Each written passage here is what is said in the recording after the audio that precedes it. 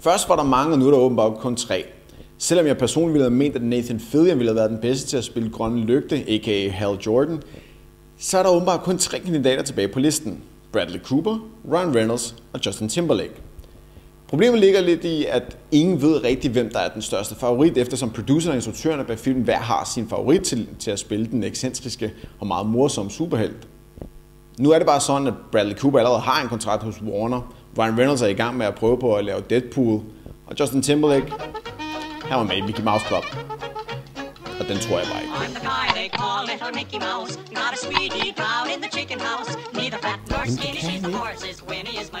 Come on! En sang ved siden af Britney Spears og Christina Aguilera.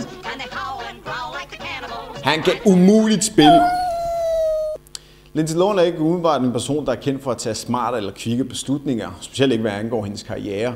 Men denne her gang har hun åbenbart overgået sig selv ved at have sagt nej til at være med i den kommende blockbuster-komedie The Hangover, på dansk kendt som Tømmermænd i Las Vegas.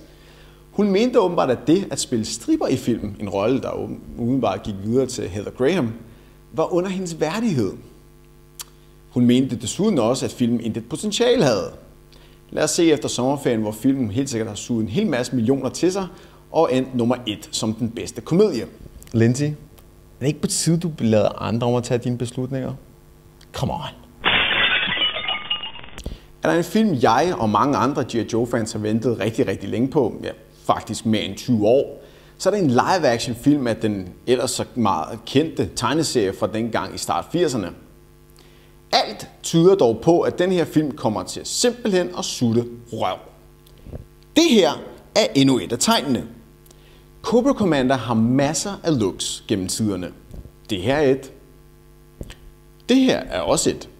Selv det her er et look, han har haft gennem tiden. Men det her er ikke et af dem.